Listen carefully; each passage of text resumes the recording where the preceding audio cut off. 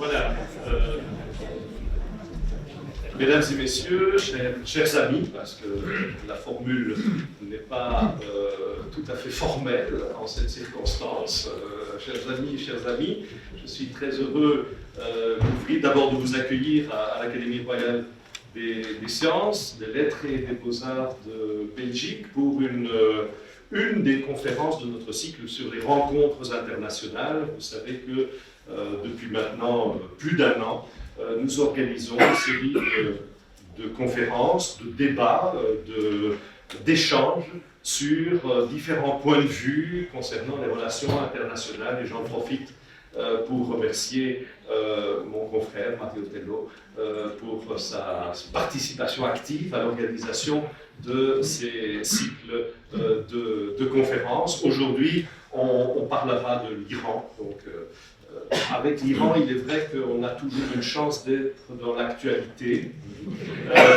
C'est encore le cas pour d'ailleurs l'ensemble de la région de ces jours-ci. Et donc, je suis particulièrement heureux aujourd'hui d'ailleurs d'accueillir deux personnalités pour qui j'ai notamment beaucoup de respect scientifique et intellectuel, mais aussi beaucoup d'affection humaine. Donc, ça me fait un grand plaisir d'accueillir à la fois le professeur Jalili et Pierre Goldschmidt sur ce thème. Je vais céder maintenant la parole au professeur Tello qui va faire une rapide introduction avant d'entendre Pierre Goldschmidt et Mohamed Reza Jalili. Merci beaucoup et excellente soirée.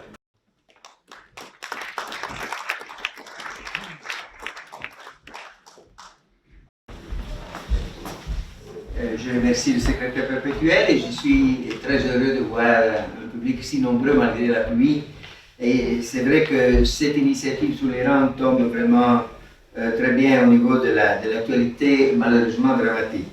Avant de présenter la séance et les deux auteurs et Mme Navandi comme directrice du débat, je voudrais dire quelque chose à propos de la séance d'aujourd'hui. Parce que d'habitude, je sais qu'il y a beaucoup de fidèles de notre initiative de rencontre internationale, que comme l'a dit le secrétaire perpétuel, on a lancé en juin de l'année dernière avec présentation sur la Chine et les États-Unis dans les visions internationales de la Chine. Mais d'habitude, on fait référence aux visions des relations internationales, du désordre international, vu d'un pays ou d'une organisation internationale comme l'Union européenne, on a eu Mme Mogherini, ou de la Cour internationale de justice, on a eu M. Youssouf, secrétaire général de la Cour.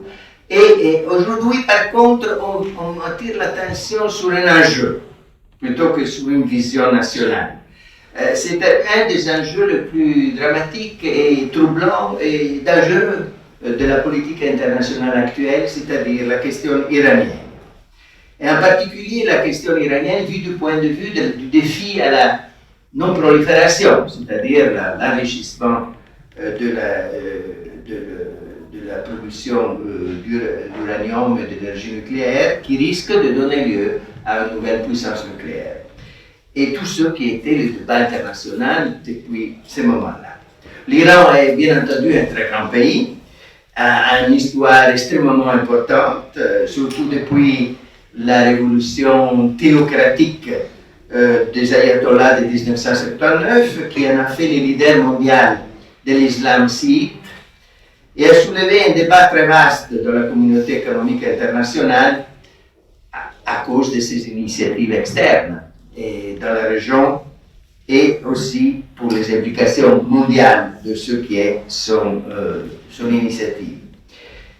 On a vu que même en ces jours, l'Iran attire l'attention des médias internationaux en raison des révoltes, des émeutes provoquées par l'augmentation du prix de l'essence, en réalité l'annulation des subsides de l'État pour l'essence, et ce qui a donné lieu à des manifestations, y compris non pas toutes pacifiques, parce qu'il y a eu aussi des répressions dures, des morts, et une situation dramatique avec des centaines d'arrêtés, et on est très inquiet en ce qui concerne la situation interne.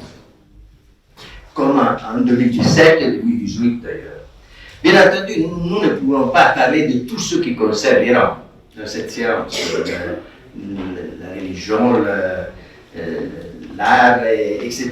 Nous allons nous focaliser l'attention sur une question en particulier, l'impact de la crise iranienne sur les relations internationales, sur l'ordre ou le désordre international, et c'est, je dirais, l'interaction entre les facteurs internes et externes de cette crise. Je rappelle simplement quelques informations de base, comme quelques repères. Le premier est que le réarmement nucléaire iranien a fait l'objet d'une négociation pendant 12 ans et en 2015 a donné lieu à un accord, un traité qui s'appelle Joint Comprehensive Plan of Action, visant l'arrêt de l'enrichissement de l'uranium et la construction de l'armée nucléaire. Ce traité fixe des règles, des procédures, des mécanismes de vérification à propos d'un seul sujet, le blocage du programme nucléaire iranien. Donc, il ne porte pas sur d'autres sujets, ni la démocratie en Iran, ni les activités régionales de l'Iran, ni les missiles, ni les armes conventionnelles de l'Iran, ni les droits de l'homme en Iran. Madame Mogherini, qui était à ce moment la haute représentante pour la politique étrangère et qui a défendu cet accord ici, dans cette salle, avec nous l'année dernière, l'a défini une première étape vers une série d'autres accords avec l'Iran, portant, par exemple, sur les activités régionales de l'Iran. C'est un accord multilatéral et c'est concrétisé par la résolution du Conseil de sécurité des Nations Unies 2231. Est-ce que cet accord a été respecté par l'Iran? Ça, c'est une première question essentielle sur laquelle nous allons entendre les trois grands experts que nous avons aujourd'hui, en particulier M. Goldschmidt, qui est tout à fait expert de la question pour son expérience professionnelle. Je rappelle que l'accord a fait l'objet de missions régulières de contrôle de la part de l'autorité impartiale en charge du monitoring, c'est-à-dire l'IAEA, Agence des Nations Unies pour l'énergie atomique, dirigée par M. Ferruta, qui a déclaré souvent que l'Iran, dans ses rapports, a respecté avec précision ses engagements de 2015 à 2018. Je rappelle qu'en échange, les Occidentaux, y compris les États-Unis, au moment de l'administration Obama et Kerry, ont décidé d'alléger les sanctions commerciales.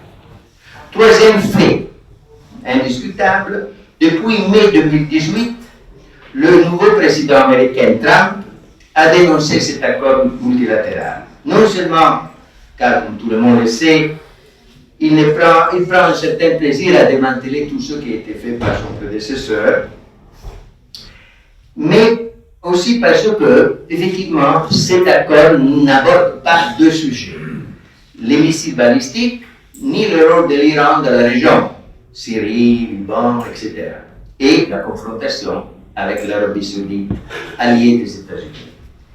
Par conséquent, M. Trump a appliqué depuis un an ce qu'il appelle le maximum des sanctions, y compris celles qui frappent les intérêts européens en Iran. Quatrième fait, la communauté internationale a manifesté par les médias et par les déclarations publiques un certain étonnement par ce que l'Union européenne a appelé un double standard. D'un côté, les sanctions contre l'Iran, qui semblaient respecter l'accord jusqu'à ce moment-là, selon les Nations Unies. De l'autre, ce que Donald Trump a défini sa love story avec le dictateur coréen, qui lui détient déjà l'arme nucléaire et utilise les missiles dans les eaux coréennes et japonaises.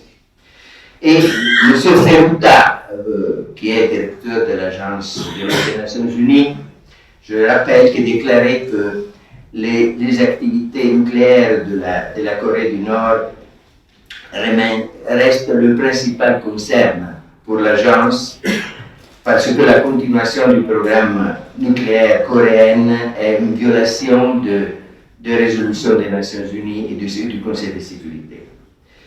Donc, ce double standard a inquiété les observateurs et les chercheurs au niveau de l'avenir du multilatéralisme et des régimes de non-prolifération. Ce qui a fait l'Union européenne, c'est-à-dire l'Union, mais aussi les 27, y compris les 3 grands États membres, jusqu'à présent même la Grande-Bretagne, malgré l'amour de M. Johnson pour Donald Trump, l'Allemagne et la France, soutenus par le Conseil des ministres, ont décidé de garder de respecter l'accord, de continuer à respecter l'accord. Ils ont décidé de défendre l'accord, malgré ce changement important, parce que c'est notre principal allié, les États-Unis, qui ont changé d'avis. En particulier, nous avons discuté l'année dernière, pendant un certain temps, avec Mme Mogherini à propos de la décision qui a été prise à l'impulsion du président Macron. On a créé à Paris l'INSTEX, Instrument for Supporting Trade Exchange, un mécanisme financier qui permettrait aux entreprises européennes de commercer avec les entreprises iraniennes, au moins dans certains secteurs, comme la santé, etc., et de contourner les sanctions américaines. Le président se souviendra de cette discussion qu'on a eue l'année dernière sur ce qui a été considéré par plusieurs une des rares initiatives autonomes de l'Union européenne au niveau international. Apparemment, la réaction de l'Union européenne n'a pas été suffisante, ni assez convaincante pour les multiples entreprises européennes qui ne sont pas prêtes à subir le coût des sanctions américaines sur le marché américain. Les sanctions américaines ont aggravé la crise interne à l'Iran, hausse des prix de l'essence et les manifestations de ce jour. Dernier élément à ne pas garder à l'esprit, après un an de sanctions, l'Iran a commencé à son tour à violer l'accord et l'Agence des Nations Unies pour le nucléaire est au courant, vu voir les derniers rapports. Il y a une activité d'enrichissement, même si très loin du niveau nécessaire pour la bombe. M. Perroutta a exprimé ses inquiétudes et l'Union européenne est devant un dilemme majeur. Selon plusieurs observateurs, un risque de guerre se profile à l'horizon, avec des implications très inquiétantes sur une région déjà très déstabilisée, la Syrie est l'exemple principal, risque pour l'Europe, pour la paix, nouvelle vague de réfugiés, nouvelle vague d'attentats terroristes. Donc, effectivement, il s'agit d'un enjeu qui explique l'attention et la participation de nombreux dans la salle. Nous avons, pour aborder ces questions extrêmement complexes, les interrogations qu'elles posent tant à l'Union européenne qu'au système multilatéral de non-prolifération, né en 1963. Il n'a pas empêché qu'il y ait eu une prolifération. On a à l'heure actuelle au moins une dizaine d'États détenant l'arme nucléaire. Donc, quel est l'avenir de celui qui était un des piliers du système multilatéral? Un succès aussi, si vous considérez le succès obtenu avec le Brésil et l'Argentine, mais aussi avec l'échec, plusieurs cas, Inde, Pakistan, etc. Donc, pour discuter de ces sujets extrêmement, je dirais, inquiétants, en tant que citoyen et en tant que chercheur, l'Académie a décidé d'inviter Pierre Goldschmidt, le professeur Jalili de Genève. Je le présente brièvement et par la suite, Mme Manavandi va diriger le débat avec la salle. Pierre Goldschmidt est un ingénieur électromécanicien. Il est docteur en sciences appliquées à l'ULB et a un master à l'Université de Californie. Il a une grande expérience comme directeur général de Synatom, la société chargée de l'approvisionnement en combustible de 7 centrales nucléaires belges qui couvrent la majorité des besoins d'électricité du pays. Il a une grande expérience internationale. Il fait état à Vienne, des fonctions de directeur général adjoint de l'Agence internationale de l'énergie atomique, dont je viens de parler, comme responsable du département de garantie chargé de vérifier l'usage exclusivement pacifique de l'énergie nucléaire dans le monde. Donc, c'est un point essentiel pour nous. De juillet 2005 à 2007, Pierre Goldschmidt a été aussi Senior Associate de Carnegie Endowment for International Peace, un think tank très important situé à Washington, dans le but de promouvoir la coopération en matière de contrôle du nucléaire. Il est administrateur de l'association 20 sortes nucléaires et préside plusieurs organisations internationales, par exemple l'Institut de l'uranium à Londres, l'Organisation des producteurs d'énergie nucléaire à Paris, le comité consultatif de l'Agence d'apprivoisement de l'atome. Il est un collègue, auteur de multiples publications très connues, fut nommé docteur honoris causa à l'ULB en novembre 2005. En 2008, il est un des rares non-américains à avoir reçu le prestigieux Joseph Burton Forum Award de l'American Physics Society. Nous sommes très contents d'avoir ici M. Goldschmidt. Et nous avons un grand expert de l'Iran, en particulier, M. Jalili. M. Jalili a fait sa carrière à Genève, surtout, où il a été directeur de revue et directeur de centre de recherche, mais il est un ancien collègue de l'ULB, il vient de l'ULB, il fait ses études à Bruxelles, et nous le remercions d'avoir fait le voyage de Genève pour nous permettre de bénéficier de son expérience extraordinaire dans les études, à la fois, je dirais, de sociologie interne en Iran et de relations internationales. Il est un grand professeur de relations internationales, auteur de nombreux ouvrages au niveau des théories des relations internationales et aussi pour ce qui concerne la politique internationale, en particulier de l'Iran. Donc, je ne rappelle pas ces multiples ouvrages, simplement je vous recommande l'Iran en 100 questions, extrêmement intéressant et vient de publier avec Thierry Kellner. L'histoire de l'Iran contemporain, c'est un ouvrage de référence au niveau de la littérature internationale. Et la géopolitique de l'Iran en 2005 chez les éditions complexes ici à Bruxelles. Donc, deux orateurs absolument remarquables. Nous donnons la bienvenue par un applause, s'il vous plaît.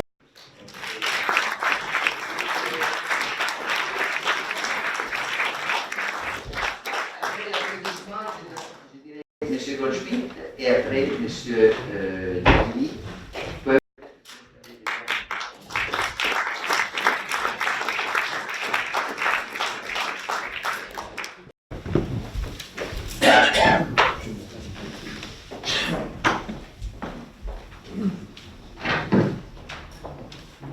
Monsieur le secrétaire perpétuel, mesdames et messieurs les académiciens, mesdames et messieurs, chers amis,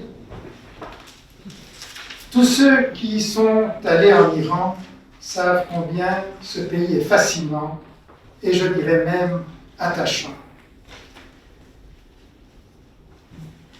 C'est bien sûr une grande puissance régionale qui est grande comme 3 fois la France, 82 millions d'habitants, 3 millions d'étudiants à l'université ou plus, dont plus de la moitié sont des femmes, un pays avec des ressources naturelles considérables, notamment en gaz naturel et en pétrole. Son régime politique est peut-être moins admirable, notamment en ce qui concerne la question des droits de l'homme, et M. Jalili vous en parlera certainement bien mieux que je ne pourrais le faire. Si l'Académie royale de Belgique m'a invité à prendre la parole aujourd'hui, comme le disait M. Tello, c'est évidemment pour vous parler du programme nucléaire de l'Iran. Il se fait que, en 2003, quand l'AIA a fait un rapport sur le programme jusque-là non déclaré de l'Iran, j'étais en charge du département des CECAS, en français, département des garanties, qui est chargé de vérifier la non-prolifération des armes nucléaires dans le monde. Et ce qui m'a donné l'occasion, dans cette fonction, de rencontrer plusieurs fois le président Khatami, l'ancien président Rafsanjani qui est décédé depuis, et bien sûr aussi M. Hassan Rouhani qui, de exactement octobre 2003 à août 2005, était le négociateur en chef du dossier nucléaire iranien avec l'AIEA. Je garde de M. Rouhani l'image d'un homme raisonnable avec qui il y a moyen de discuter. Ce qui n'a pas empêché, dans ses mémoires de cette époque, publiées en farsi exclusivement en 2011, à un moment donné, de dire de moi que j'étais a big troublemaker. Alors, qu'est-ce qui m'a valu ce compliment de sa part? Bien, c'est qu'en novembre 2003, nous avons remis au Conseil des gouverneurs de l'AIA un rapport tout à fait accablant sur ce que nous avions déjà découvert à ce moment-là, des activités nucléaires non déclarées de l'Iran. Nous remettrons d'autres rapports tout aussi embarrassants en 2004 et 2005, et mes successeurs continueront ce travail après moi. Tant et si bien qu'en février 2006, le Conseil des gouverneurs adopte une résolution disant que l'Iran a violé ses engagements au titre de ses accords de garantie avec l'AIEA et, comme le prévoient les statuts de l'agence, réfère l'Iran et le dossier nucléaire de l'Iran au Conseil de sécurité des Nations Unies. Alors, les Nations Unies vont adopter sous chapitre 7 de la Charte des Nations Unies. C'est important parce que les résolutions sous chapitre 7 sont juridiquement contraignantes. Celles sous chapitre 6 ne le sont pas. Donc, on va adopter deux résolutions sous chapitre 7 en 2006, une en 2007, une en 2008 et une cinquième en 2010.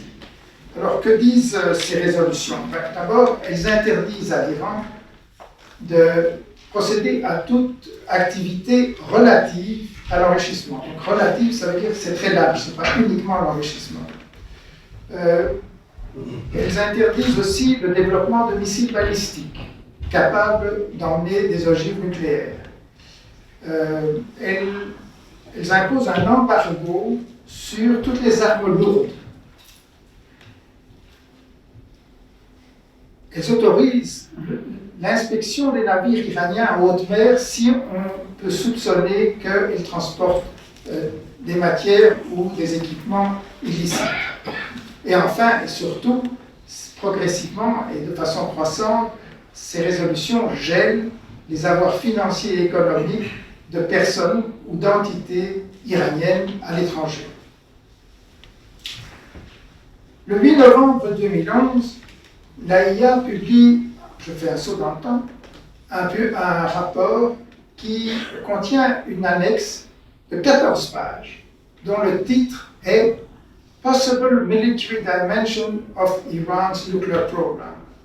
Vous lisez les 14 pages et vous avez tout compris. Pendant ce temps, à ce moment-là, c'est le président Ahmadinejad qui dirige l'Iran. Pendant ce temps, le programme nucléaire de l'Iran va de l'avant, ignorant les recommandations du Conseil de sécurité. Et dans le site nucléaire que nous avons découvert en février 2003 de Natanz, 19 000 centrifugeuses sont en exploitation pour produire de l'uranium enrichi. La tension monte. Fin 2012, en septembre 2012, il est même sérieusement question d'une intervention militaire en Iran.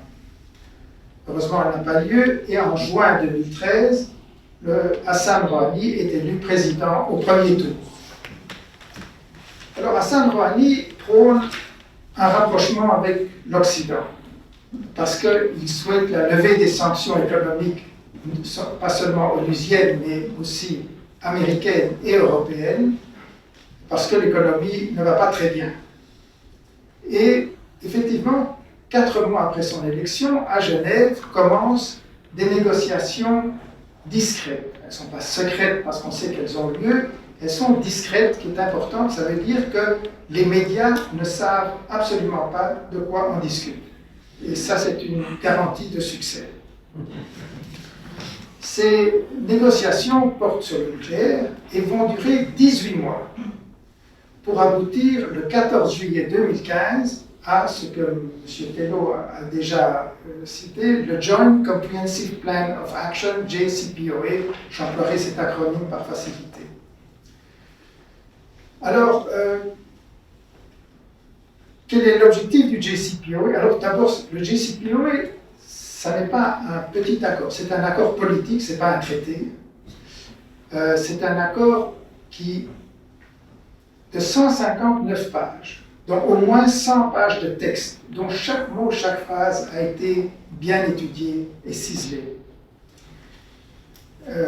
Cet accord de 2015, 6 jours plus tard, sera entériné par une résolution du Conseil de sécurité sous chapitre 7 et donc devient juridiquement contraignant. L'objectif de ce JCPOA, c'est d'une part de garantir que pendant au moins 15 ans, l'Iran ne pourra pas produire suffisamment de matière fissile pour produire une arme nucléaire, et d'autre part aussi garantir que si l'Iran devait se retirer du traité de non-prolifération, il lui faudrait au moins 12 mois, et non pas 2 ou 3, pour produire cette matière fissile nécessaire à une arme nucléaire. Alors, que dit en résumé cet accord de 159 pages? Eh bien que pendant 15 ans, l'Iran ne pourra pas avoir sur son territoire un stock d'uranium enrichi de 300 kg à 3,67% en uranium-235. Pour construire une arme nucléaire, il faut de l'uranium à 90% en uranium-235 ou plus. Et avec 300 kg à 3,67%, même si on employait ça comme matière d'alimentation dans les centrifugeuses pour produire de l'uranium hautement enrichi, on n'arriverait pas à la moitié de ce qu'il faut pour une seule arme nucléaire. Donc, c'est assez bon comme résultat. On interdit aussi à l'Iran, l'Iran s'engage à ne pas retraiter du combustible usé pour en extraire du plutonium, qui est l'autre moyen de construire des armes nucléaires. L'Iran s'engage à réduire aussi le nombre de ces centrifugeuses en opération, en exploitation à Natanz, de 19 000 à 5 060. À ne pas faire de recherche et développement sur des centrifugeuses plus perfectionnées et ne pas enrichir l'uranium ailleurs qu'à Natanz. Et ça, c'est important parce qu'il faut savoir qu'au cours des dernières années, l'Iran avait construit une petite usine d'enrichissement de l'uranium, seulement 1000 centrifugeuses de type primitif, mais dans un tunnel de 60 à 80 mètres situé à Fordo, qui est près de la ville sainte de Qom, à 180 km au sud de Téhéran. Et ce tunnel, qui est d'ailleurs défendu par des canons, des tirs, des missiles, antimissiles et tout ce qu'on veut, rend en fait la destruction de cette installation impossible par une attaque aérienne éventuelle. Et donc, l'accord prévoit qu'ils n'ont pas le droit d'employer ces centrifugeuses pour enrichir de l'uranium. En échange, les Nations Unies suspendent les sanctions des 5 résolutions dont je vous ai parlé déjà en janvier 2016, et de même que les sanctions unilatérales américaines et européennes sont suspendues aussi. De plus, du fait que ces sanctions sont levées, plus de 100 milliards de dollars d'avoirs essentiellement en cash iranien qui sont bloqués depuis la révolution de 1979, surtout aux États-Unis, sont libérés. Et l'accord prévoit aussi qu'il sera définitivement mis aux sanctions de l'ONU en 2025, pour autant que l'Iran respecte ses engagements jusque-là. Voilà la situation en 2015. Alors en 2016, ce sont les primaires des élections américaines, et pendant sa campagne électorale, Trump dit que ce deal is a disaster, the worst deal ever negotiated, et que s'il est élu président des États-Unis, his number one priority sera de mettre fin à cet accord. Vous savez, Trump, effectivement, est devenu président des États-Unis, et comme le rappelait Mario Tello, le 8 mai 2018, les États-Unis se sont retirés unilatéralement du JCPOA. Alors, les critiques de Trump à l'égard de cet accord sont-elles justifiées? Quand il dit que cet accord ne permet pas à long terme à l'Iran de construire l'arme nucléaire, c'est vrai, l'accord est très bon pour 15 ans, mais après. Et quand il dit que les Iraniens ont utilisé les 100 milliards de cash et plus qu'ils ont récupérés, non pas pour améliorer l'économie du pays et améliorer la situation de la population, mais pour construire des missiles balistiques, d'autres armements et de soutenir le Hamas, le Hezbollah et d'autres à l'étranger, il n'a pas tout à fait tort. Alors, a-t-il eu raison de sortir unilatéralement de cet accord? Je vous avoue, je suis étonné de m'entendre oser poser une telle question en public aujourd'hui. Parce que quand Trump s'est retiré de l'accord en mai de l'année dernière, j'étais scandalisé. Parce que je crois, peut-être très naïvement, dans le respect du droit international et de la parole donnée. Alors, quelle a été la réponse de l'Union européenne? Mario Tello vous l'a déjà dit, en janvier, l'Europe a établi ce système INSTEX qui permet de commercer avec l'Iran sans devoir passer par le dollar, par exemple.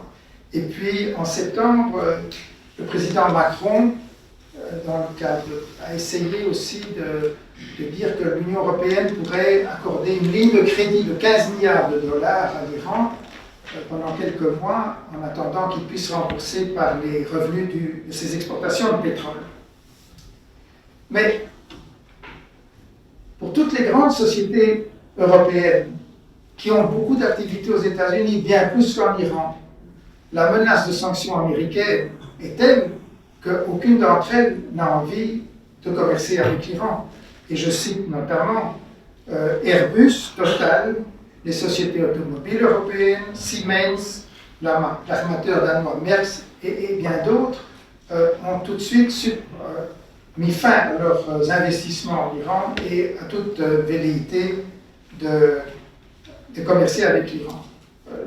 En ce qui concerne Total, en passant, ce sont les Chinois qui ont repris ce que Total comptait faire pour le développement du pétrole en Iran.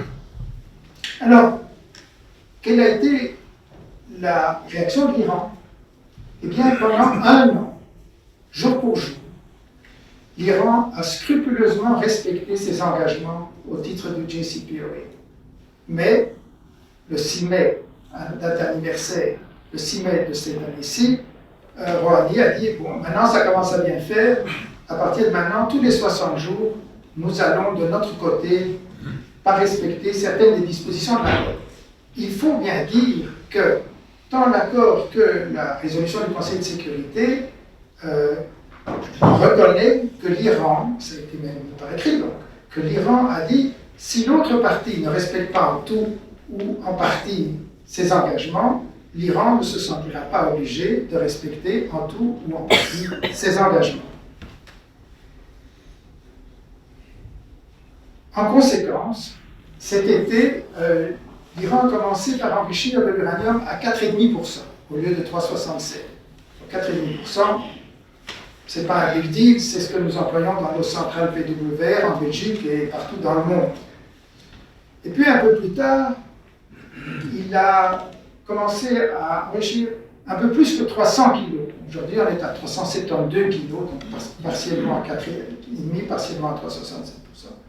On est toujours loin de ce qu'il faut pour la moitié d'une arme nucléaire si c'était enrichi à 90%. Alors, je dois à ce stade vous parler d'une clause tout à fait particulière et originale du JCPOA, qui s'appelle Snapback Sanctions. Alors, de quoi s'agit-il? Eh bien, il s'agit d'une clause qui dit que, je simplifie un tout petit peu, que si l'Iran ne respecte pas ses engagements et que l'un des P5 plus 1, donc, je n'ai pas dit, c'est un accord entre l'Iran et le P5 plus 1, c'est-à-dire les 5 États dotés, 5 États permanents du Conseil de sécurité, plus l'Allemagne. Donc si un des P5+1 estime que l'Iran ne remplit pas ses obligations, il porte l'affaire à une Joint Commission. Et cette Joint Commission a 15 jours pour résoudre la question. Si on n'arrive pas à résoudre la question, c'est porté au niveau des ministres des Affaires étrangères, qui a aussi 15 jours pour essayer de résoudre la question. Et au total, si après 35 jours, ça n'est pas résolu, la partie plaignante peut porter la question au Conseil de sécurité. Et le Conseil de sécurité ne doit se prononcer que sur une chose, c'est de savoir si les sanctions, la suspension des sanctions antérieures est prolongée. Donc, s'il y a un droit de veto, disons américain, ça veut dire qu'elles ne sont pas prolongées et que donc toutes les sanctions antérieures redeviennent d'application.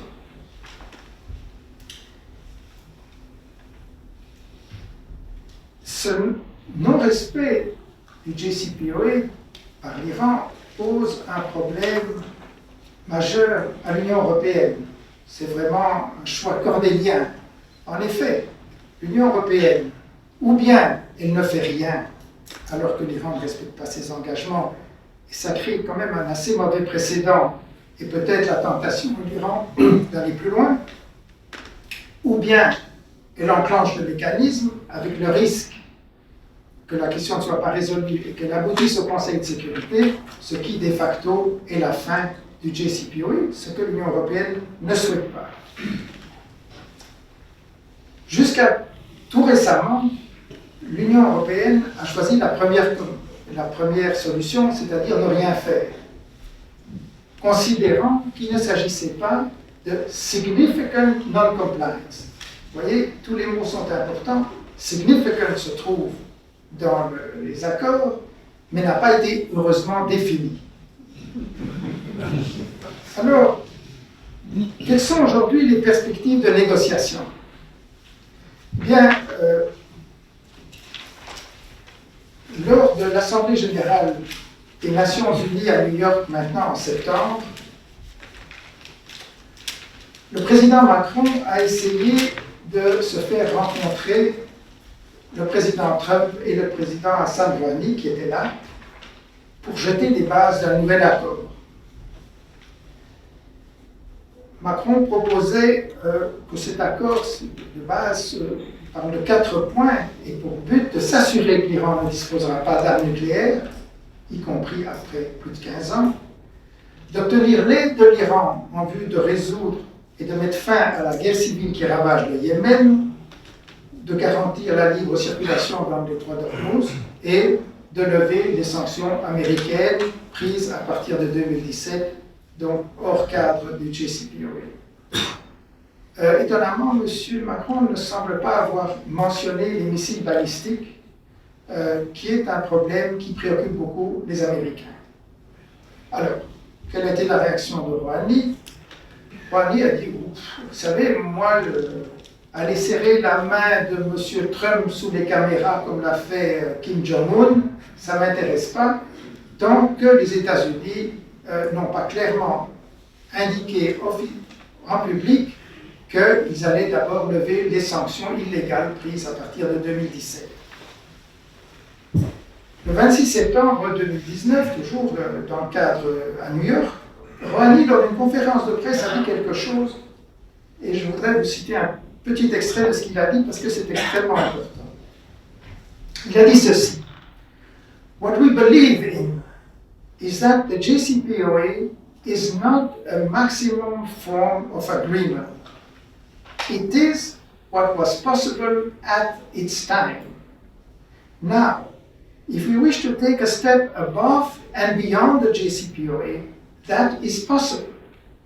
But the proper foundation would lie upon the full and exact implementation of the JCPOA first, ce qui veut dire la levée des sanctions américaines. Cette déclaration est encourageante et il ne faut pas l'oublier, même si au même moment, le président Trump, devant les Nations Unies, déclarait quant à lui « No responsible government should subsidize Iran's bloodlust. as long as Iran's menacing behavior continues, sanctions will not be lifted, they will be tightened. Il ne fait pas de doute que ce que les Américains appellent la maximum pressure policy de Trump fait terriblement souffrir l'économie iranienne.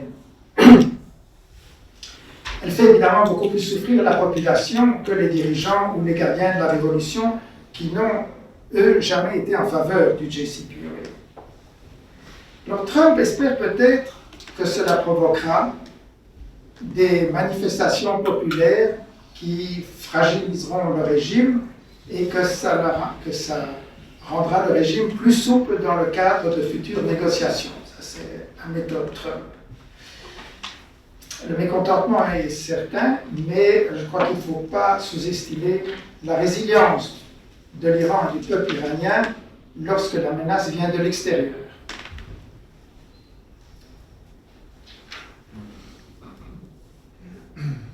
Au cours des 15 derniers jours, la situation s'est malheureusement sérieusement dégradée. En effet, le 4 novembre dernier, pour fêter le 40e anniversaire de la prise d'otage des Américains à l'ambassade de Téhéran, Ali Akbar Salehi, le patron de l'Atomic Energy Organization d'Iran, que j'ai côtoyé toutes les semaines en 2003 quand il était ambassadeur à l'AIA, s'est fait filmer à Natanz, dans la salle de contrôle, poussant sur un bouton en déclarant que ce faisant, il lançait la mise en service de 60 centrifugeuses de type IR-6, alors que le JCPOA prévoit que l'Iran ne peut pas tester plus de 30 IR-6 avant 2023. Donc il y a une double entorse. Alors, IR-6, ça veut dire quoi? Je vous rappelle, les 19 000 centrifugeuses installées à Natanz sont de type IR-1, très primitive, pas très efficace. IR-6, c'est déjà le 6e stade de développement, et Salehi ajoute que ces scientifiques sont en train de travailler à la mise au point de centrifugeuses IR-9 qui seraient 50 fois plus performantes que les centrifugeuses IR-6. Le JCPOA ne parle même pas de IR-9, ça va jusqu'à IR-8, sur les limitations qui sont imposées à l'Iran. Et ce dernier développement, pour moi, est le plus inquiétant, parce qu'une fois que vous êtes capable d'enrichir de l'uranium de façon 50 fois plus rapide, bien ça, c'est irréversible. Le know-how est irréversible. Tout le reste peut être réversible, mais ça, c'est irréversible.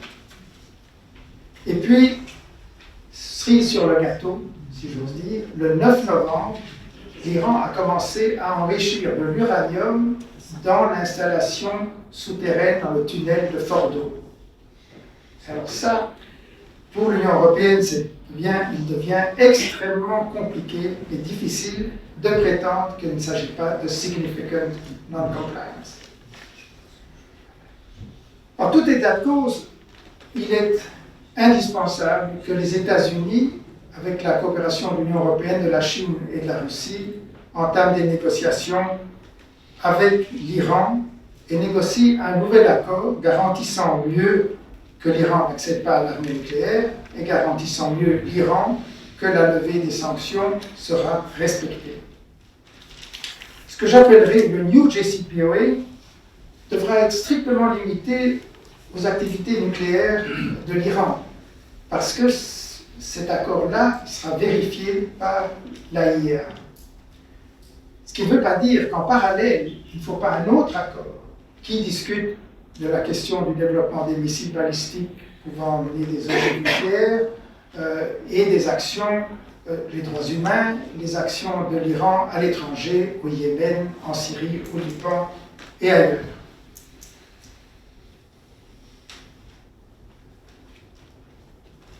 Si un New JCPOA, je reviens à une question du début, si un New JCPOA peut être conclu, Trump pourra dire qu'il a fait mieux qu'Obama et qu'il a eu raison de se retirer de l'accord. Mais pour ça, il faudra quand même montrer pas mal de flexibilité Et ça, il me semble que c'est pas gagné.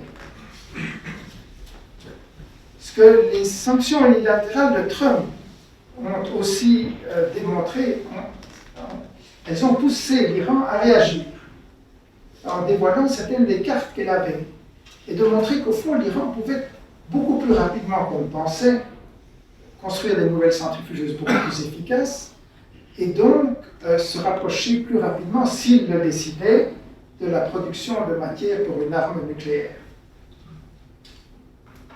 Et donc, peut-être bien que cela montre que les objectifs du JCPOA ne pouvaient pas être atteints tels quels.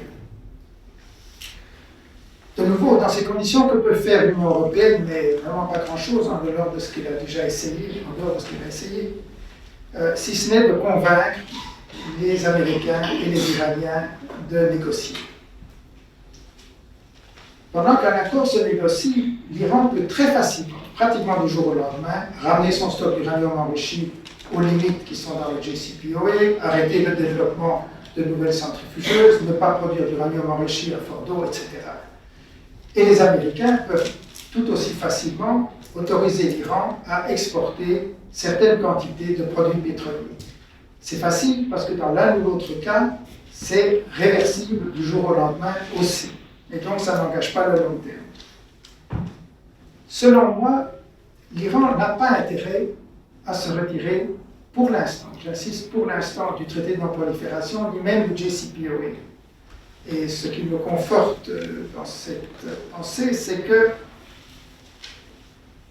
lundi dernier, Hassan Rouhani a fait un discours quelque part en Iran, mais c'était un discours à usage interne, dans lequel il a rappelé une clause du JCPOA qui se trouve, je crois, à l'avant-dernière page, à peu près, et qui dit que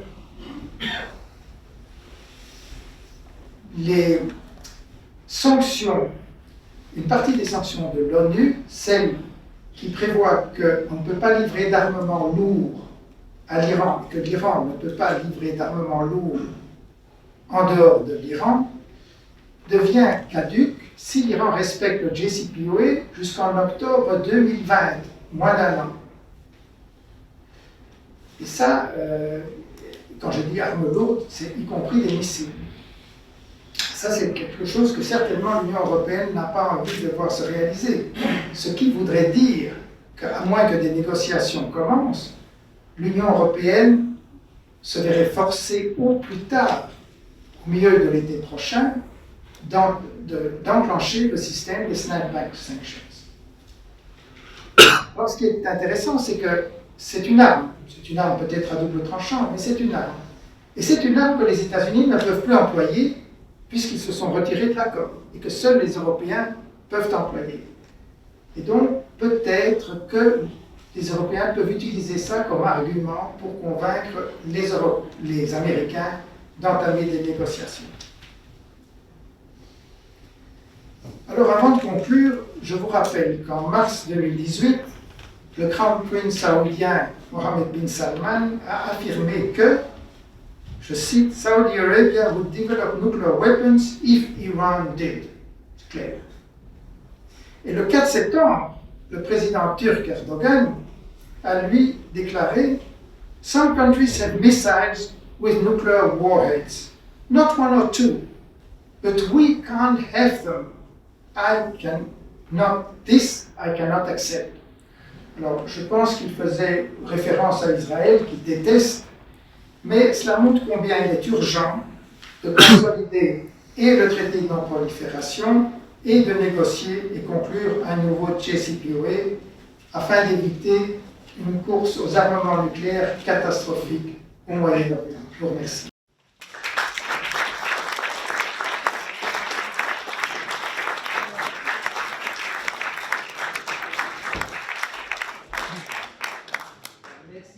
Pour cette splendide présentation à la fois très technique et très ouverte aux questions générales. La parole est à M. Jalili, s'il vous plaît.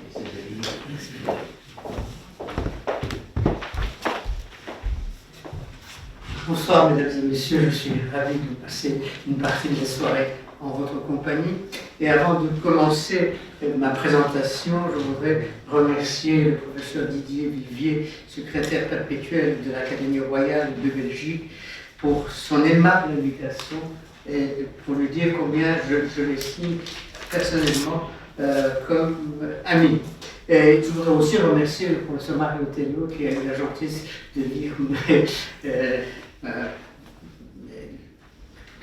la liste de mes publications et qui a bien voulu me présenter. Je voudrais aussi remercier mon ami Pierre Brion, qui est mon ami d'enfance et qui est vraiment la personne avec qui j'ai établi un lien indéfectible avec la Belgique. Donc, pour moi, la Belgique, ça signifie aussi Pierre Brion. Voilà, maintenant, je passe à mon intervention. Mais depuis 3 jours, comme vous le savez, l'Iran est entré dans une nouvelle zone de turbulence, une nouvelle période de turbulence qui a fait déjà un certain nombre de victimes.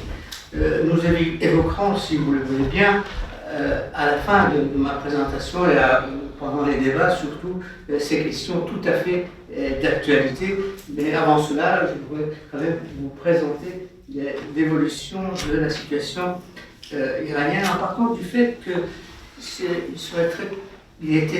aurait été tellement passionnant pour moi de parler à propos de l'Iran et de présenter certains aspects qui m'intéressent plus particulièrement. Par exemple, évoquer l'histoire, plusieurs fois millénaire, dont on a parlé tout à l'heure, de l'Iran, et surtout rappeler des événements importants qui ont marqué son évolution à l'époque contemporaine. Parmi ceux-ci, la révolution constitutionnelle de 1906 occupe une place de choix. Première dans son genre au Moyen-Orient, elle va par l'adoption d'un texte fondamental inspiré, en partie du moins, de la Constitution belge de 1831, ouvrir la voie à la transformation du pays en profondeur et permettre à la société iranienne d'entrer de plein pied dans la modernité. Un autre événement majeur de l'histoire contemporaine de l'Iran est la nationalisation de l'industrie pétrolière en 1951.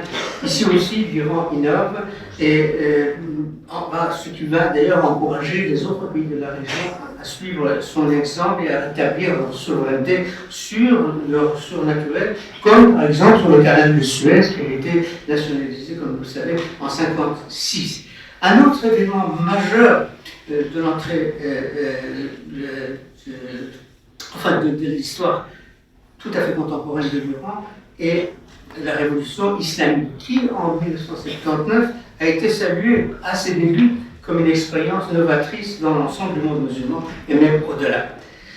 Au plan culturel, ce qui est important à savoir sur l'Iran, c'est que c'est d'abord sa langue, le persan, qui a été la langue vernaculaire d'une grande partie de l'Asie jusqu'au XIXe siècle. Il faudrait aussi se remémorer les grands poètes persans avec lesquels les Iraniens ont toujours maintenu un rapport très intime. Terre de philosophes, l'Iran est aussi un foyer des arts et des sciences. On ne compte plus les architectes, miniaturistes, calligraphes, médecins, géographes qui ont laissé un patrimoine remarquable. Mais l'apport culturel de l'Iran ne concerne pas simplement le passé. Aujourd'hui, le cinéma iranien est apprécié dans tous les grands festivals de cinéma. Ses peintres, ses photographes sont appréciés dans le monde entier. En sciences aussi, le cas emblématique est celui de Mariam Mirzakhani, la première et jusqu'à présent la seule femme au monde à qui a été attribuée la médaille Fields en 2014. Ces caractéristiques évoquent l'Iran éternel. On parle d'une Belge, Madame Marie-Thérèse Hussein-Vescoten, qui a fait de nombreux séjours dans ce pays durant le XXe siècle. Cet Iran éternel n'a certes pas disparu, mais il est passé au second plan. Depuis 1979, suite à la révolution islamique, l'Iran connaît un séisme politique sans précédent et de grande ampleur, qui a transformé l'ordre social, modifier les rapports de force, imposer de nouvelles valeurs, marginaliser certains groupes, tout en renforçant d'autres. Tout a changé, y compris le vécu religieux.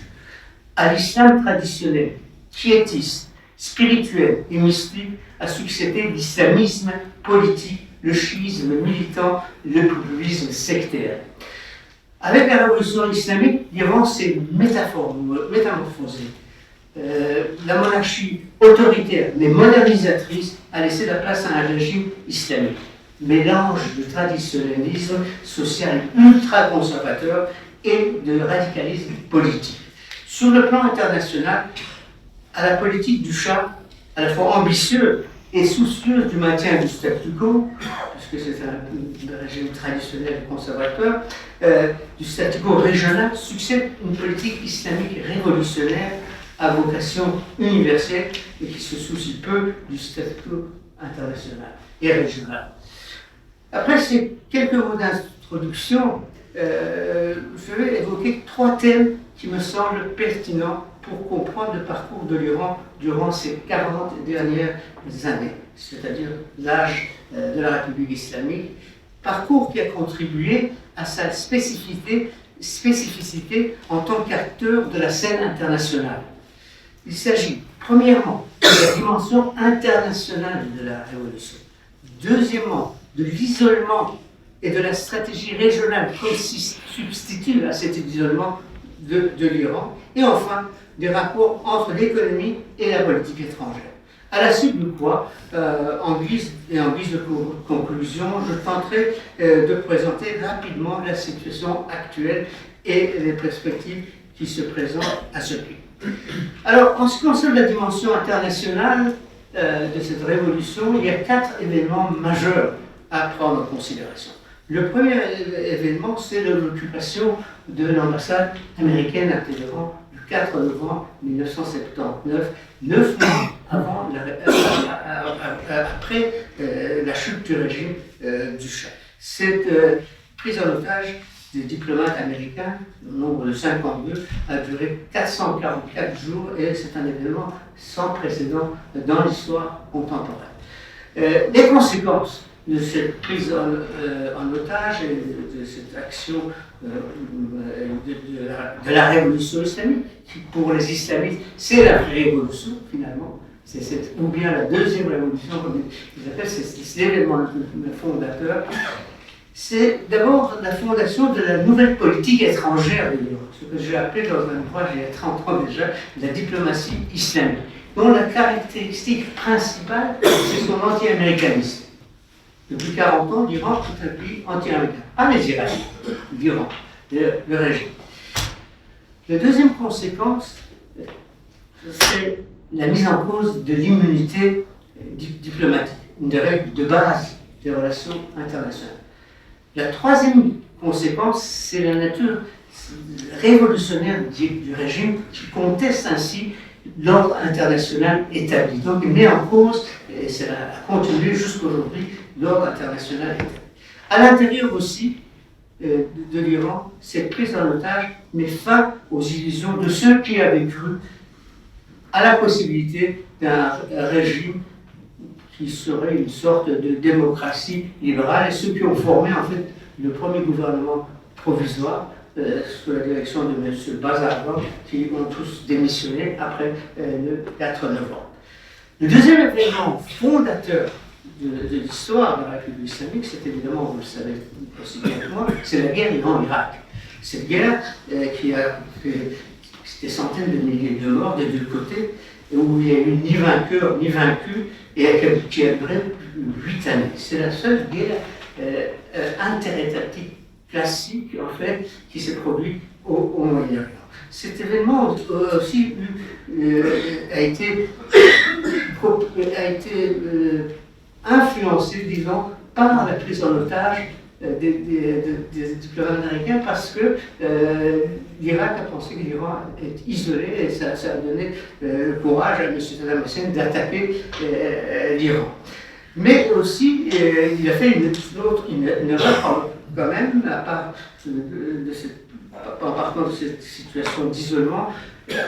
Saddam Hussein que c'était l'heure de s'attaquer à une révolution en processus de mise en place. Et à cela, évidemment, la victoire n'était pas garantie dans ces concepts. Mais du côté iranien, Khomeini a pensé que cette guerre est une guerre bénie. Pourquoi?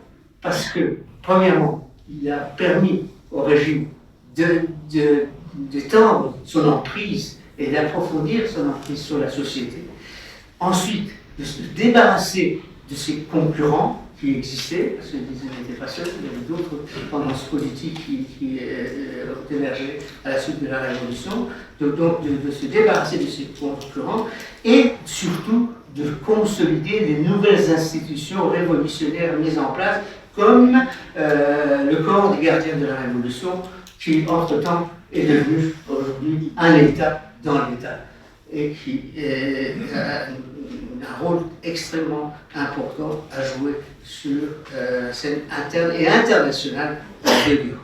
Le troisième événement qu'on a un peu oublié aujourd'hui, ça se produit le 14 février 1989, quelques mois après le cessez-le-feu intervenu entre l'Irak, qui avait été présenté d'ailleurs par Khomeini comme plus pénible que d'absorber du poisson. C'est la résolution qui mettait un terme à la guerre.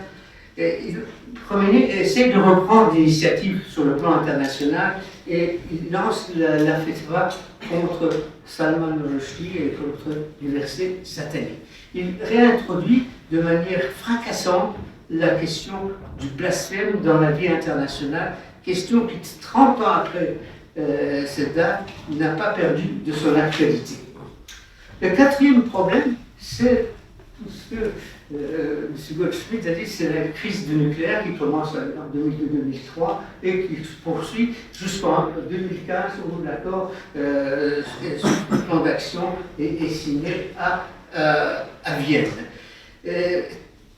Cet accord permet à l'opinion publique iranienne, en tout cas, qui a manifesté très favorablement la signature de cet accord, à espérer qu'il y aurait un avenir meilleur dans les années à venir. Mais en mai 2018,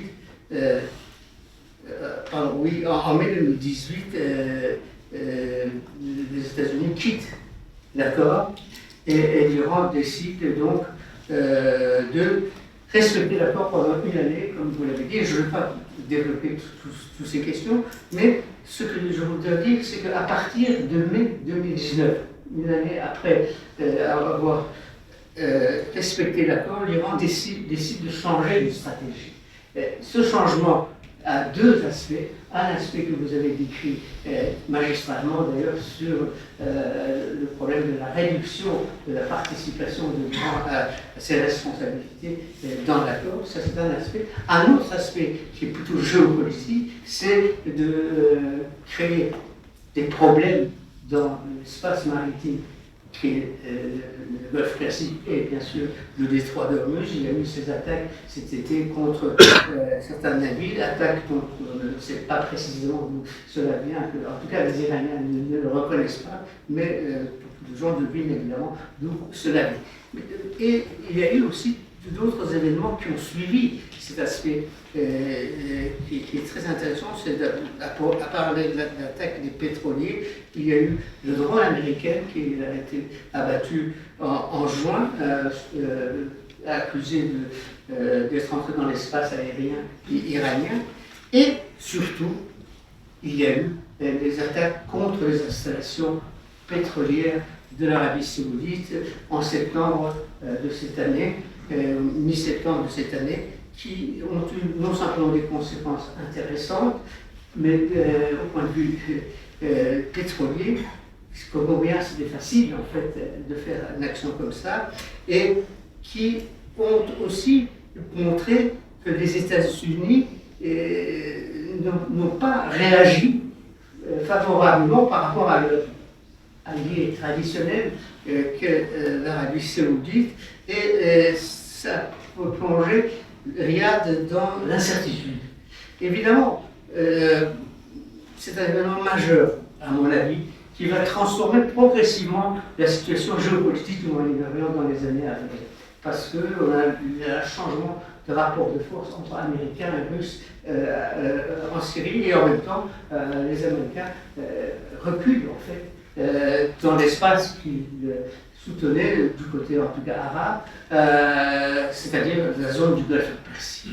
Donc ça, ce sont des éléments fondateurs, en fait, de la conduite iranienne dans les affaires internationales que je décris. Il y a un autre aspect qui est intéressant, c'est l'aspect de l'isolement. L'isolement commence évidemment avec la prise en otage des diplomates américains et ça se poursuit. Et aujourd'hui, l'Iran est quand même un pays tout à fait isolé. Contrairement au discours de la République islamique qui prétend avoir établi des relations avec la plupart des pays du monde, l'Iran est un pays isolé parce que l'Iran n'a pas un allié sur lequel il peut compter. Il y a bien sûr la Russie et la Chine, mais ce ne sont pas des véritables alliés, ce sont des partenaires. La confiance mutuelle n'est pas totale entre surtout Téhéran et Moscou, et un peu de ce type de manque de confiance dans les rapports entre Pékin et Téhéran. Donc l'Iran a l'impression que la Russie et la Chine profitent des faiblesses du pays et ne vont pas prendre des risques pour véritablement défendre l'Iran. Alors, pour compenser cet isolement, traditionnellement, depuis la crise des otages, l'Iran a compté se rapprocher économiquement de l'Europe. Cela, selon des étapes différentes, la dernière a eu lieu entre 2015 et 2018. C'est-à-dire deux années en fait où les Européens ont recommencé à s'intéresser, à investir en Iran. Aujourd'hui, avec les sanctions américaines, cette possibilité de s'appuyer sur un soutien européen semble tout à fait impossible, en tout cas pour l'Iran. Alors, dans cette situation, pour compenser cet isolement international, l'Iran a essayé de s'intéresser et de s'impliquer surtout dans sa politique régionale. Pour influencer cette région, l'Iran peut espérer peser sur son importance démographique, sur son importance culturelle, son importance historique. Mais l'Iran aussi a des handicaps au niveau régional, parce que c'est un État tout à fait singulier dans la région, qui ne ressemble pas du tout, la trajectoire historique ne ressemble pas du tout à ses pays voisins, et ensuite sa singularité est aussi prononcée par sa situation religieuse. C'est quand même le premier État chiite, qui depuis 1501 est officiellement un État chiite, et il n'y a que dans un autre pays où les chiites sont au pouvoir, c'est l'Irak depuis 2003-2004, quand les Américains ont renversé Saddam Hussein, où les chiites sont arrivés au pouvoir pour la première fois dans l'histoire de l'Irak. Ni dans l'Irak ottoman, ni dans l'Irak indépendant, les chiites n'ont été au pouvoir. Alors, et tous les voisins de l'Iran, en fait, tous les voisins importants de l'Iran sont des voisins sunnites, Turquie, Pakistan, Arabie Saoudite, etc. Il y a une sorte de simplement un archipel de groupes de chiites qui entourent l'Iran. Par exemple, dans ces groupes chiites, que ce soit au Liban, que ce soit en Irak, l'Iran peut s'appuyer sur ces chiites, et il y a une exception quand même, c'est sa politique régionale. Dans cette politique régionale, il ne s'appuie pas sur les chiites, c'est à Gaza, le soutien que l'Iran accorde au mouvement palestinien à Gaza. C'est intéressant parce que, au fond, l'Iran ne s'intéresse en fait qu'aux chiites du monde arabe, en fait. Parce que vous avez autour de l'Iran d'autres populations chiites. Par exemple, l'Azerbaïdjan, la République d'Azerbaïdjan a une population majoritairement chiite. 70 ou 75% de la population est chiite. Il y a des populations chiites en Afghanistan, où le persan est aussi une des langues officielles du pays, mais ne représente que 20% des 35-36 millions d'Afghans. Ce qui est quand même aussi intéressant à relever, c'est que le Pakistan a 20% de sa population qui est chiite, mais 20% de 200 millions, ça fait 40 millions de personnes. C'est la population chiite la plus importante à l'extérieur de l'Iran. Mais l'Iran s'intéresse très modérément, disons, au Pakistan. Il est absolument intéressé à ce qu'on peut appeler le précaré de l'Iran, le précaré arabe de l'Iran, c'est-à-dire les pays du croissant fertile qui vont des frontières de l'Irak jusqu'à la Méditerranée. La raison est vraiment stratégique sur laquelle on peut revenir, si vous voulez, plus tard. Et, alors, pour mener cette politique régionale, dans le carré arabe, si vous voulez, il faut seulement de la politique extérieure de l'Iran se base sur deux sous-régions. Il y a la région qui est dans le jargon de la République islamique qu'on appelle l'axe de la résistance, qui signifie en fait le Levant, le Proche-Orient, et qui regroupe en fait le Liban, la Syrie, l'Irak et Gaza. Dans ces régions, la politique iranienne s'appuie essentiellement sur des milices qui lui sont inféodées, qu'il a créées, qu'il a soutenues, qu'il a aidées financièrement, etc. Et ces relais sont ces moyens d'action dans ces régions. L'objectif de cette politique, c'est la mise en place d'une défense avancée du pays, parce qu'il y a des difficultés pour l'Iran d'avoir une défense avancée, des moyens pour des interventions par procuration si nécessaire, et troisièmement, c'est une pièce qui peut faire aussi pression si nécessaire sur Israël. C'est ça les trois objectifs. Et dans l'autre zone, la deuxième sous-région arabe, c'est la zone du Golfe Persique. Là, l'objectif, il n'y a pas de milices iraniennes engagées en Arabie Saoudite, dans les Émirats Arabes Unis ou au Qatar, etc. Dans cette région, le problème de l'Iran, c'est d'empêcher qu'une autre puissance, en l'occurrence l'Arabie Saoudite, mette en cause sa primauté dans cet espace. Tout en encourageant les monarchies arabes du Golfe Persique de participer à un dialogue et contribuer à la formation d'une structure de coopération régionale qui, jusqu'à présent, peine à convaincre, en tout cas. Ceci étant, il faut aussi, et je vais aller un peu plus rapidement parce que vraiment, on a peu de temps, je voudrais vous parler aussi d'un troisième point, de troisième question qui m'intéresse, c'est la relation entre l'économie et la politique étrangère. L'économie iranienne est actuellement confrontée à, je pense, au plus grave défi depuis 40 ans. Son PIB a chuté l'année passée, en 2018, de 3,9%. Et devrait se contracter au moins de 9% supplémentaires en 2019. Certains rapports disent même jusqu'à 9%, ce qui est quand même une chute colossale. Évidemment, il y a l'impact de la pression maximum des États-Unis sur l'économie iranienne qui est considérable. Ça, c'est absolument vrai. Mais il faut avoir à l'esprit que les sanctions américaines ne sont pas à l'origine du dysfonctionnement de l'économie iranienne. L'économie iranienne ne fonctionne pas depuis la révolution islamique. Et cela est dû au fait que dès la mise en place de la république islamique, l'économie a été absolument mal gérée et surtout cette économie, son développement a été basé aussi sur une corruption généralisée qui ont détérioré vraiment la situation économique. Par ailleurs, il y a quelque chose de très particulier à cette économie, c'est qu'il y a le clergé et il y a les gardiens de la Révolution dont je parlais. Les membres du clergé les plus importants sont responsables des fondations, c'est-à-dire des fondations qui ont été mises en place par la saisie des biens des gens du régime précédent. Et ces grandes fondations sont gérées par le clergé.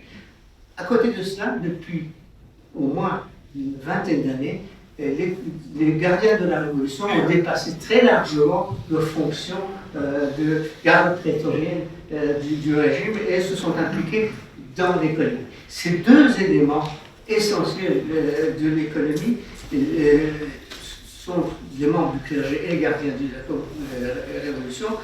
Ces gens ont une particularité qu'ils ne s'intéressent absolument pas aux lois même de la République islamique, puisque ils sont d'abord opposés à la libéralisation économique. Plusieurs fois, les présidents de la République ont essayé de faire. Ils sont contre une ouverture à l'engagement économique au niveau mondial. Ils ne obéissent pas ni au Parlement.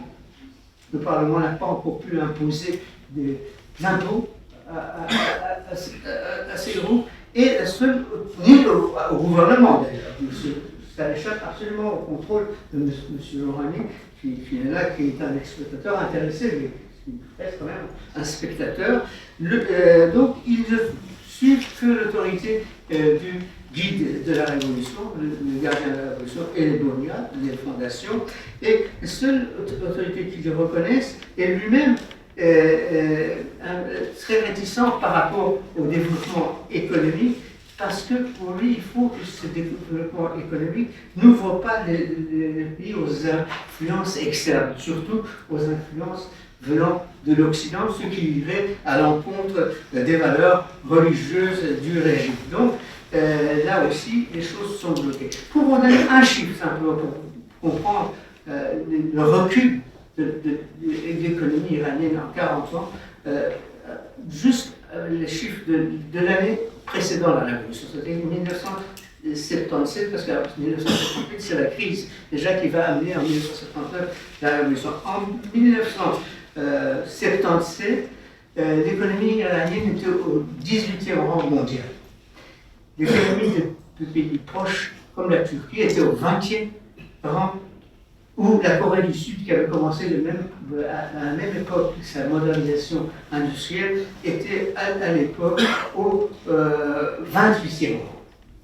Aujourd'hui, l'Iran se classe au 28e rang, la Turquie au 19e rang et la Corée du Sud au 12e rang.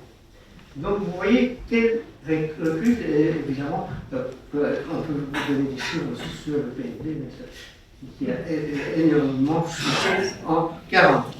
Alors, ceci a une conséquence majeure pour la politique étrangère, parce que, contrairement à ses voisins arabes de la zone du Golfe Persique, l'Iran a peu de moyens financiers pour sa défense militaire. Alors, cela a amené les Iraniens à adopter une doctrine militaire essentiellement défensive et qui se base sur une stratégie indirecte, asymétrique et évitant l'affrontement direct avec des puissances adverses. Depuis la fin de la guerre avec l'Iran, la stratégie iranienne a toujours été de dissuader les États-Unis de déclencher un conflit sur le territoire national iranien. Dans ce cas-là, ils savent bien qu'ils ne pourront pas se défendre contre les moyens d'autres. De même, dans la même ordre d'idée, les Iraniens ne réagissent pas par rapport aux attaques qu'ils subissent en Syrie et en Irak par l'aviation israélienne. Ils ne veulent pas, finalement, ils font l'impasse sur cette question, tout en poursuivant leur politique régionale. Donc, c'est une stratégie avec peu de moyens et un budget extrêmement réduit.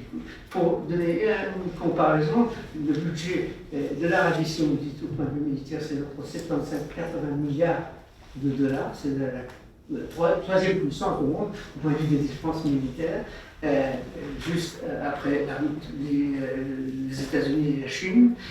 dans le troisième, c'est l'Arabie Saoudite, le budget militaire de l'Iran est de l'ordre de 15 milliards de dollars. Peut-être ces dernières années encore moins, parce que la situation économique est mauvaise. Alors j'arrive aux conclusions, sur les perspectives qui se présentent à l'Iran. Je dirais que globalement, l'Iran est rentré à nouveau dans un temps incertain. Évidemment, le premier problème de la République islamique, c'est la confrontation avec les États-Unis, la guerre économique qu'a déclarée M. Trump contre l'Iran, dont l'objectif premier est de forcer l'Iran à négocier pour modifier l'accord sur le nucléaire. Ce but n'a pas encore été atteint, peut-être ce ne sera atteint dans le prochain mois, mais c'est important. Évidemment, ce problème des sanctions, de pression maximum des États-Unis est difficile à supporter par la population iranienne parce que aucune banque, aucune entreprise occidentale n'ose travailler avec l'Iran de la peur des sanctions américaines. Un exemple parmi d'autres, depuis des années, la Suisse, pays où je vis, essaie de trouver un moyen, de trouver une banque qui permette de transfert de médicaments et des besoins humanitaires. Le gouvernement suisse n'a pas encore trouvé la plus petite banque possible qui accepte de commercer avec l'Iran, de vendre, de faire circuler la monnaie entre la Suisse et l'Iran. Donc, ce problème est... Alors, par contre, au niveau régional, il y a des sources qui peuvent faire prévoir quand même quelques changements au niveau régional. Il est possible, après surtout l'attaque de septembre dernier sur les installations militaires, pétrolières saoudiennes, d'espérer quelques changements dans les relations entre Téhéran et Riyad. Des deux côtés, il semble que les soient intéressés, l'Iran étant un peu en position de force à partir de ces deux actions-là, et l'Arabie Saoudite étant très inquiet après la non-protection du parapluie américain quand il y a eu ces affaires de septembre dernier. Alors, ça, c'est une possibilité. Alors, mais si l'Iran et l'Arabie Saoudite se rapprochent, il y aura des conséquences évidemment pour le Yémen et probablement pour ses relations avec les Émirats arabes. À cela, il faut ajouter la situation des autres pays, des pays de l'axe de la résistance. Alors, ce sont des partenaires donc, de la République islamique. Malgré les investissements politiques, économiques et militaires de l'Iran ces dernières années, l'avenir est totalement incertain parce que l'Iran doit absolument constamment adapter sa politique à l'évolution de la situation dans ces pays, comme par exemple le Liban, comme la Syrie et comme l'Irak. Par exemple, la Syrie, l'Iran a salué le retrait des forces américaines du nord de la Syrie, je suis très content, mais tout en condamnant l'entrée des forces turques dans cette région. Mais en même temps, ils étaient quand même d'accord sans le dire, ils bénéficient quand même du fait que les Turcs affaiblissent le mouvement kurde en Irak, ce qui convient évidemment aux Turcs en premier lieu, avec ses relations tumultueuse avec le PKK, mais ça convient aussi à l'Iran, parce que l'Iran aussi a ces minorités kurdes dont la situation n'est pas aussi grave qu'en Turquie, mais ça pose des problèmes pour l'Iran. Ce qui inquiète l'Iran par rapport à la Syrie, c'est au-delà de ces questions locales, des minorités kurdes, ce qui inquiète la Syrie, c'est l'avenir de sa politique en Syrie. Parce que l'avenir de la Syrie c'est la reconstruction de la Syrie. Quelle place sera accordée à l'Iran? Quelle place les Russes vont accorder à l'Iran dans cette reconstruction? Et là, c'est un point d'interrogation. Ce n'est pas sûr que les Russes vont permettre une implication importante. De toute façon, l'Iran n'a pas les moyens de contribuer grandement à cette restauration de la situation économique de la Syrie. L'autre pays où la situation est très inquiétante pour la politique iranienne, c'est bien sûr la situation en Irak. L'Iran a 1400 km de frontière avec l'Irak et les manifestations de ces 8 dernières semaines, donc le 1er octobre, sont évidemment contre le gouvernement de Bagdad que Téhéran, de Bagdad que Téhéran soutient. Donc il a participé à sa formation même, et aussi le fait que les slogans entendus dans cette contestation sont souvent anti-iraniennes. Et on insiste en fait à un phénomène extrêmement intéressant au point de vue de la science politique. Le discours général sur le Moyen-Orient, c'est l'opposition entre chiites et sunnites. En Irak, c'est l'opposition entre chiites et chiites. Parce que les chiites irakiens ne veulent pas de cette influence grandissante de l'Iran dans les affaires de leur pays. Ils sont aussi, comme tous les autres pays, attachés à l'indépendance de leur pays. Troisième problème, c'est le Liban. Je termine tout de suite.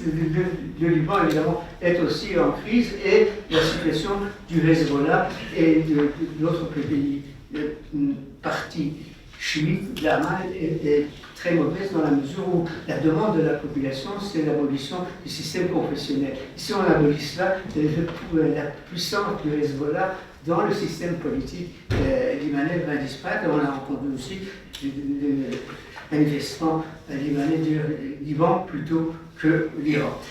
Donc, la politique régionale de l'Iran est d'abord contestée à l'intérieur du pays, et l'Iran a pu installer son influence d'abord au Liban, ensuite en Syrie, enfin en Irak, mais de manière un peu différente de lui-même, mais n'est pas arrivé à apprivoiser ses voisins. Au contraire, auprès des populations de ces pays, sa suprématie n'est ni perçue positivement, ni vraiment acceptée. Elle ne remplit donc pas les critères indispensables pour être pérenne. Impopulaire à l'intérieur de l'Iran, contestée dans les pays où son influence est grande, la puissance iranienne et sa politique régionale paraissent en cette fin de 2019 bien ébranlées. Le temps des incertitudes n'est pas révolu. Merci beaucoup.